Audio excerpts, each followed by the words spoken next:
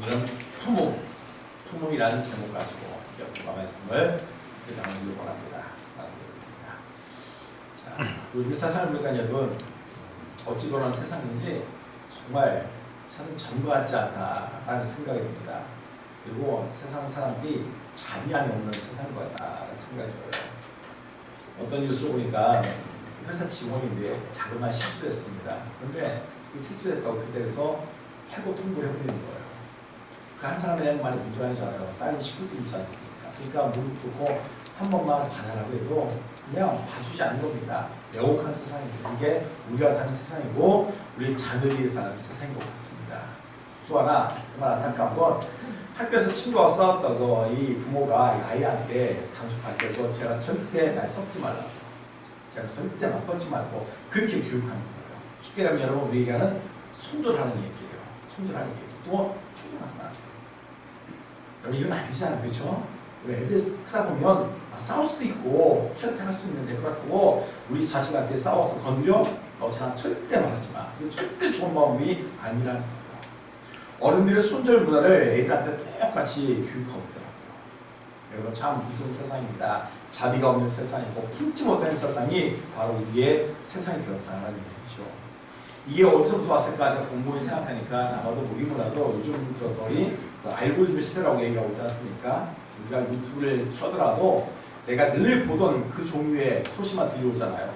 늘 어제 봤던 비슷한 영상만 보이고 꼭 그런 소식만 들려옵니다. SNS도 마찬가지고. 그러다 보니까 항상 비슷한 사람끼리만 모이게 되는 것이고 비슷한 사람끼리만 소통하다 보니까 그것이 우리에게 참으로 안타까워요. 그래서 요즘 심리학에서 좀 필터 버블이라는 그런 용어가 있더라고요. 내가 보고 싶은 것만 보이는 이 거품 속에서 갇혀있는 것을 가리켜서 필터 버블이라고 합니다. 나랑 맞지 않는 사람과는 차단하는 거예요. 나랑 뜻이 다른 사람과는 소통하지 않는 거예요. 손절하는 거예요. 그리고 저 사람은 나랑 안 맞아. 한마디로 차단하고 끊고 없는 사람 취급하는 게 바로 지금 우리가 살고 있는 이 시대인 것 같습니다. 근데 여러분 세상만 그럴까요? 세상만 그럴까요? 아니에요. 교회도 똑같아요. 이 땅의 교회도 똑같아요. 어쩌면 여러분 세상은 교회는 세상에 갖다가 선물해야 되는데 오히려 교회가 세상을 따라가고 있습니다.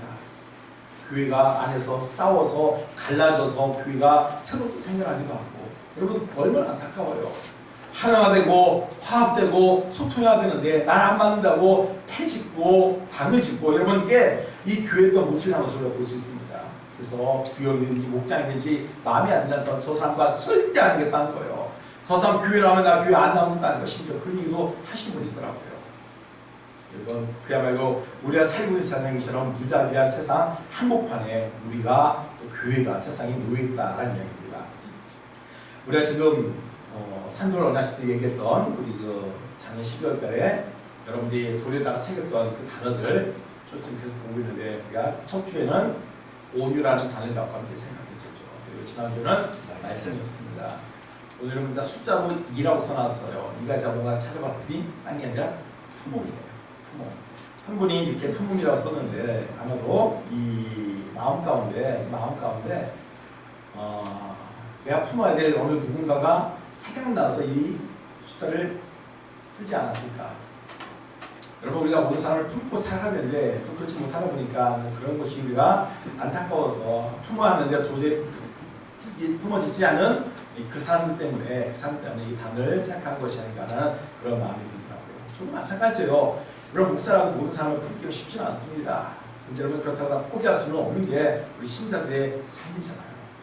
그래서 오늘 여러분 이 말씀을 가지고 정말 우리가 이 땅의 성도들을 아니 세상을 또 어떻게 품을 것인가 함께 귀하신 말씀과 함께 살펴봤으면 좋겠습니다. 먼저 여러분 우리가 품을 때 우리의 가장 신앙의 본인 되시는 분이 있죠. 바로 예수님이시죠. 예수님께서 우리를 어떻게 품었는가 성경은 우리한테 오늘 본문에서 얘기하고 있죠. 시작. 그러므로 그리스도께서 우리를 받아 하나님께 영광을 돌리심과 같이 너희도 서로 받으라. 너희도 서로 받으라.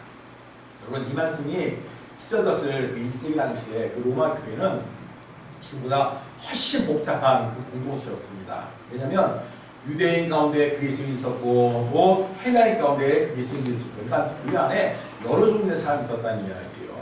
그들이 좋아하는 음식도 달랐고 그들이 좋아하는 문화도 달랐고 가치관도 달랐고 다양한 사람이 지금 교회 안에 있었다는 이야기죠.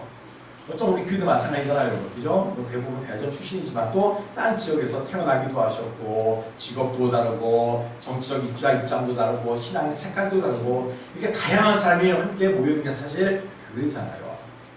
여러분, 그러다 보니까 우리가 뭔가 얘기를 하다 보면 부딪힘이 있습니다. 저 사람 왜 저래? 왜 저렇게 생각해? 우리 이해되지 않는 순간 분명히 있을 수가 있다는 거예요. 근데 1세기에도 똑같았다는 이야기예요. 교회가 여러분 부흥되고 많은 사람이 나오다 보니까 서로 생각이 달라요. 가치관이 달라요. 교회가 부딪힘이 있는 거예요. 그때 바울이 오늘 로마에 있는 교회에서 뭘 얘기하고 있습니까? 그리스도께서 우리를 받았다는 이야기예요. 받았다는 이야기예요. 바다란 말이 이 헬라어로 보니까 프로슬라바노라고 하는 헬라어인데 단순히 그냥 받아들인다 이 종류가 아니에요. 내 곁에서 강하게 끌어당겨서 받아들인다는 이야기입니다. 내 곁에서 강하게 끌어당겨서 받아들인다는 뜻이에요. 여러분, 예수님께서 우리를 끌어당겨서 받아주셨대요. 우리 언제? 우리가 죄인 되었을 때. 우리가 잘해서가 아니에요. 우리가 진실해서가 아니에요. 우리가 정말 선해서가 아니에요. 우리가 악하지만 원수의 상태지만 더러운 상태지만 하나님께 등돌인 상태지만 주님은 그런 우리를 먼저 끌어당겨서 받아주셨다는 이야기예요. 그게 주님의 사랑이라는 거예요. 여러분, 이런 삶을 살았던 한 사람의 이야기를 여러분한테 해주기를 원하는데 하심 가렐이라고 하는 사람입니다. 미국 브루클린에 살았던 사람인데 1990년도에 이 사람이 15살이었대요. 15살이었대요. 근데 얘가 문제였나 봅니다. 깽단에 들어가가지고 아주 사고도 많이 치던 이 아이였는데 10대였는데 어느 날인가 친구들이 한테 얘기하기를 야, 오늘 좀 바꾸지 마 이렇게 얘기하는 거예요. 그러니까 하심을 생각하기를 오늘은 날 좀 생각해서 날 생각해가지고 이렇게 아끼는구나 생각하고 총을 가지 않고 갔대요. 근데 웬걸요? 그 친구들이 그 하심을 갖다가 죽이려고 총과 보지 말라 했던 이야기예요. 친구들 만났을 때 그 함정에 빠져가지고 그 골목에서 이 하심에서 총을 쏘는데 몸에 6발이 갖다 맞았대요. 6발이 총알을 맞았대요. 그리고 하나니 이 척추에 박히는 바람에 하반신 마비가 되어가지고 지금도 걷지 못한다는 이야기합니다. 병원에 누워가지고 가까스로 생명은 살아가지고 병원에 누워가지고 6개월 있는데 그 하심의 생각에는 오직 한 가지요. 나 일어나봐라. 내 이놈들 복수할 거야. 이놈들 감안할 거야. 오직 그 생각 갖고 6개월을 버티고 있는데 그 옆에 지켜보던 엄마가 너무나 속이 상하잖아요. 근데 어쩔 수 없잖아요. 그러자 그 어머니가 그 하심 옆에다가 성경책을 한번 툭 던져주면서 이렇게 얘기했답니다. 내가 너한테 할 말 없는 것 같아. 왜 너는 듣지 않을 거니까. 하지만 아마 이 책이 너한테 뭔가 해줄 거야 하면서 성경을 옆에 놓았대요. 여러분, 병원 생활 해보신 분은 알겠지만 되게 지루하잖아요. 텔레비 보면 하루에 들고. 그러니까 하심이 심심하니까 아마 성경책을 갖다 펴서 봤나 봐요. 그랬더니 어떤 말씀이냐면 용서라는 단어 앞에 그가 딱 멈추게 되는 거예요. 아니, 나는 용서하지 못해. 저놈들 절대 용서하지 못해. 근데 그 성경 말씀에 그 용서라는 그 단어가 딱 왔을 때 그의 마음이 걸리는 거예요. 그러면서 생각해봤습니다. 그랬더니 6개월 전에 자기가 똑같이 누구에게 총을 쐈더라는 거예요. 내가 피해자를 생각했는데 아니요. 나 누구든가에게 가해자, 누구를 똑같이 쏴가지고 그를 갖다가 힘들게 했던 것을 생각이 났다는 거예요. 그때 깨닫습니다. 나도 똑같은 가해자구나. 나도 똑같은 놈이구나. 그 깨달음 앞에서 그가 하나님 앞에서 회개하기 시작했답니다. 그리고 오히려 그 친구들 갖다가 용서하기로 작정을 했대요. 용서하기 작정했대요. 그리고 지금도 이 하심 가렐이 지금도 세계 곳곳을 다니면서 휠체어 타고 다니면서 이 학교에서 용서와 화해를 강의하고 있다고 합니다. 그러니까 여러분, 단상을 올리면 이런 얘기를 한대요. 용서는 상대방을 위한 것이 아닙니다. 나를 위한 겁니다. 그리고 나는 먼저 용서받은 사람이기 때문에 용서할 수밖에 없습니다. 여러분, 저와 여러분들이 바로 용서받은 사람이잖아요. 누구에게? 예수님께. 예수님의 은혜로 말미암아 용서받은 사람이잖아요. 성경 이야기하잖아요. 그러므로 우리 여러분, 자격이 없는 우리를 갖다 주님께서 나를 먼저 품어주셨다는 거예요. 원수된 상태인데 예수님께서 우리를 품어주셨다는 거예요. 그 품으심 때문에 우리가 하심처럼 용서받고 주 앞에 믿음의 사람으로 될 거 아니겠습니까? 그냥 용서하는 거 아니에요. 예수님은 내가 너희를 용서했지 않느냐. 내가 너희를 먼저 품지 않느냐. 근데 여러분 우리가 살면서 이렇게 품지 않고 살아가면 사실 인생 여러분 힘들 수밖에 없는 것은 우리 자신입니다. 그러다 보니까 우리가 잘 아는 요나가 나오죠. 원래 하나님께서 요나에게 외칩니다. 니느웨에 가서 복음을 전해라. 40일이 지나면 이성이 멸망할 것이다. 이런 얘기를 갖다가 외치라고 이야기하죠. 근데 요나는 그 말을 갖다가 받을 수가 없었습니다. 왜? 니느웨는 어떤 나라요? 아수르의 수도였고 자신들 늘 괴롭혔던 그 나쁜 사람이잖아요. 그한테 원수잖아요. 아니 그들이 망하면 할렐루야 기도 응답이지 왜 그들 갖다 복음을 전해야 돼? 그래 가지 않았잖아요. 하나님 어떻게 합니까? 누구를 통해서 풍랑을 통해서 그를 깨닫게 하고 끝내 이 니느웨로 가겠습니다. 살길을 돌아야지 성을 한 바퀴 돌을 수가 있으니까 딱 하루만 돌았어요. 무슨 말이죠? 40일 지나면 이 성 멸망합니다. 이 한마디만 했어요. 어떤 일이 벌어집니까? 왕부터 짐승까지 다 회개하며 배옷을 입고 회개하며 금식하며 주 앞에 돌아오는 부흥의 역사가 나타났어요. 누가 제일 배 아파요? 요나가. 차라리 뭐라고요? 차라리 죽는 게 낫겠습니다. 그의 마음가짐 여러분 여전히 회개하지 않고 변화되지 않았다는 이야기예요. 난 지금 싫다는 거예요. 저들을 쓰는 게 싫다는 거예요. 여러분 뭐의 문제입니까? 그리스도 문제예요. 하나님이 그러죠. 박농불 통해서 깨닫게 하시잖아요. 그 뜨거운 태양빛 있을 때 박농불이 딱 그늘을 해주니까 어때요? 요나가 좋아서 해하잖아요. 근데 다음날 충을 갖다 먹어가지고 벌레가 가서 먹어가지고 이 박농불이 딱 쓰러지고 어떻게 돼요? 또 원망해요. 죽겠다고 죽는 게 낫겠다고 그때 말씀하잖아요. 네가 만든 것도 아니잖아. 근데 저 니네 사람들은 내가 창조한 내 사람들이라. 그게 주님께서 주신 말씀 아닙니까?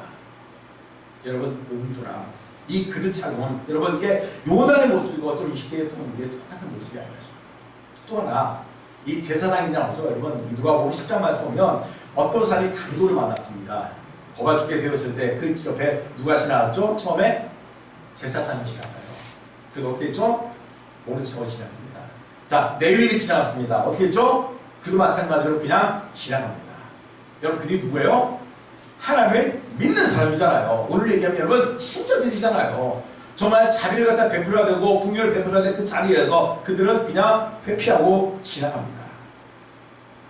여러분 우리가 좀 이제 똑같이 저 요나처럼 저 제사장처럼 저 레위인처럼 그렇게 살지 않습니까? 내 마음에 내키지 않아가지고 내가 바빠서 용서가 안 돼서 여러분 우리가 품지 못하고 살아갈 때가 얼마나 많냐는 것이죠. 하지만 여러분 성경은 절대 그런 사람만 얘기가 오지 않습니다. 우리가 잘 아는 다윗을 보면 우리에게 은혜가 되죠. 다윗이 압살롬 반란 때 아들 반란 때가 도망치는 신세가 되었습니다. 그래서 임금이 왼발로 도망갈 때 그 비참한 상황 속에서 이 시므이가 나타납니다. 시므이는 어떤 사람이죠? 사울 집안 사람이었어요. 그가 이 다윗을 갖다가 지금 이제 모독합니다. 뭐라 하면 피 흘린 자여 불량한 자여 가라 여호와께서 사울의 집에 모든 피를 내게 돌리셨다고 이야기하면서 이 다윗을 갖다가 도망가는 다윗을 저주해요. 그러니까 그 옆에 있던 아비스가 뭐라고 합니까? 저 죽은 개 같은 저 녀석 내가 다 죽일게요. 여러분 그 말 한마디면 가서 그냥 시므이 죽일 수가 있습니다. 죽일 수 있습니다. 근데 뭐라고 했죠 다윗이? 옆에 말씀드립니다. 시작. 여호와께서 그에게 명령하셨으므로 그대로 벌어져라. 야 제가 지금 얘기하는 것도 하나님이 허락했으니까 나에게 얘기하는 거야. 무슨 말이에요? 하나님이 말씀하신 거야. 그게 받아들였다는 이야기예요. 여러분 우리 어떻습니까? 나는 조금만 틀려도 여러분 얼굴 싹 바뀌잖아요. 용납하지 못하잖아요. 여기 쌈나잖아요. 근데 다윗은 뭐라고요? 자기를 비방해요. 자기를 욕을 해요. 자기는 왕이잖아요. 말 한마디면 죽일 수가 있었잖아요. 그럼 뭐라고요? 내비도 이것은 하나님이 하신 말씀이야. 여러분 그릇이 다르잖아요. 아까 요나 같은 그런 그릇이 아니잖아요. 여러분 이런 그릇을 이런 다윗을 하나님께서 그럼 그를 내버려 두겠습니까? 또 무슨 말씀합니까? 이렇게 말씀 시작. 역시 여호와께서 나의 원통함을 감찰하시고 오늘날의 저주 대신에 손으로 내게 갚아 주시리라. 하나님께 맡기는 거예요. 내가 피 흘리지 않겠어. 내가 속상한 건 하나님이 하시잖아. 하나님께 맡기겠어. 하나님께 맡기겠어. 여러분 이게 믿음입니다. 이게 신앙인의 삶입니다. 나중에 그가 여러분 다윗에게 다시 이제 복귀했을 때 제일 먼저 겁이 났던 게 누구예요? 시므이죠. 제일 먼저 찾아와요. 물어붙습니다. 그때 여러분 이 아비스가 뭐라고 합니까? 이 사람은 죽어 마땅합니다 이야기하죠. 그때 다윗이 어떻게 해요? 그를 용서해 주어요. 오늘 죽음을 행치 않겠다. 용서해 줍니다. 여러분 다윗은 지금 자기를 저주하고 독을 던진 그 사람을 갖다 끝까지 살려주었습니다. 이것이 가능했던 것이 뭐냐면 그는 하나님의 은혜를 경험했던 사람입니다. 그가 양치기 할 때 때는 여러분 몸이 공격했다잖아요. 사자 공격했다잖아요. 이 어린아이가 걔를 어떻게 여러분 감당할 수 있습니까? 누가 보호하신 거예요? 하나님이 보호했던 거예요. 그러니까 수없이 실수했고 죄를 졌지만 누가 용서하신 거예요? 하나님이 용서하신 거예요. 주님 품어줬던 거예요. 그걸 아는 다윗은 야 나도 용서해야지. 왜? 나 하나님께 큰 은혜 받는 사람이니까. 은혜 받는 사람이니까. 여러분 크게 은혜 받는 사람 여러분 우리가 용서하며 살 수 있는 것이죠. 우리가 용서하지 못한다? 딴 거 아니에요. 주님의 은혜를 잊어버렸기 때문에 그런 거예요. 1994년도에 남아프리카 공화국에서 남북권에서 아파르트 헤이트라고 해가지고 인종차별 정책이 공식적으로 끝났습니다. 그때까지만 여러분 인종차별이 거의 공공연히 행해졌었어요. 흑인들이 얼마나 핍박받고 얼마나 고통당했나 모릅니다. 드디어 흑인 정권이 세워졌습니다. 이제 생각하기를 사람들이 야, 저 백인들 다 죽었다, 끝장났다 그렇게 생각하는 거예요. 이제는 보복이야 피해 복수가 이루어질 것이라고 생각했습니다. 근데 여러분 그 나라는 다른 길을 선택했습니다. 그때 데스몬드 투투 대주교라는 사람이 위원장을 만났다는데 진실화해위원회를 갖다가 구성을 했대요. 그래가지고 이들이 뭐라고 하냐면 가해자에게 자신이 한 일을 갖다 공개적으로 진실을 고백하면 처벌하지 않았대요. 쉽게 얘기하면 회개하면 용서해 주었대요. 그때 어떤 일이 있었냐면 한 어머니 이야기인데 이번에 아들이 이 백인 경찰에 의해서 고문당해서 죽었답니다. 법정에서 이 경찰관이 지금 어머니가 그 어머니 앞에서 이 아들이 어떻게 죽였는지가 다 지금 고백하게 했다는 거예요. 그 얘기를 듣고 이 어머니가 한참 울고 난 다음에 일어나서 이 경찰관에게 다가와서 이렇게 얘기했답니다. 나는 당신을 용서합니다. 그런데 한 가지 부탁했습니다. 내 아들은 죽었지만 이제는 당신이 내 아들이 되어주십시오. 한 달에 한 번만 나와 우리 집에 찾아와서 나와 함께 식사를 합시다. 그렇게 이야기하면서 이 어머니가 이 백인 경찰을 용서해 주는 거예요. 여러분 모든 그 법정에 있는 사람이 다 정말 무너진 거죠. 그리고 이 백인 경찰도 무릎 꿇고 통보를 했답니다. 그리고 실제로 그때부터 이 백인 경찰이 그 어머니의 아들이 되어서 그 관계를 맺고 있다고 하더라고요. 이 데스몬드 투투 대주교가 자신의 저서에 보니까 이렇게 이 용서에 대한 얘기를 하고 있더라고요. 같이 한번 읽어볼까요? 시작. 용서는 나약함이 아닙니다. 용서는 강함입니다. 그 강함의 근거는 그리스도께서 먼저 우리를 품으셨다는 사실입니다. 여러분 힘이 없어 용서하는 게 아니에요. 여러분 강하기 때문에 큰 그리스도 때문에 용서하고 있다는 이야기예요. 한 권사님의 이야기인데 이 권사님이 시어머니와의 관계가 너무 안 좋았대요. 이 결혼하고 한 20년이 되었는데도 여전히 상처가 많았답니다. 이 시어머니가 늘 자기를 무시하고 친정을 무시하고 자기 아이들도 되게 차별을 했대요. 그러니까 섭섭하고 억울하죠. 그래가지고 이해할 수 없는 것들이 쌓이고 쌓이다 보니까 이 사이가 너무나 안 좋았었대요. 근데 이 권사님이 교회를 다니는데 새벽 예배를 갖다 나가지 않습니까? 그런데 한 번도 시어머니 위해서 기도한 적이 없었대요. 근데 그리고 솔직히 마음감에 어서 빨리 그냥 돌아왔으면 좋겠다 그런 마음도 솔직히 들었대요. 너무나 불편하니까. 근데 어느 날 우리 아까 읽었던 그 본문 말씀 갖다 쭉 드리면서 묵상하면서 이분이 깨달음이 왔다는 것이에요. 그러므로 그리스도께서 우리를 받아 하나님께 영광을 돌리신 것 같이 너희도 서로 받아라. 이 말을 들을 때 이 말에 갑자기 한 생각이 떠오르더라는 거예요. 나도 예수님 앞에서 저 시험을 똑같은 자격 없는 사람이었는데 주님이 나를 받아주셨구나, 품어주셨구나. 그러나 한 번도 우리 시어머니를 품지 못했다. 그런 깨달음이 오더라는 거예요.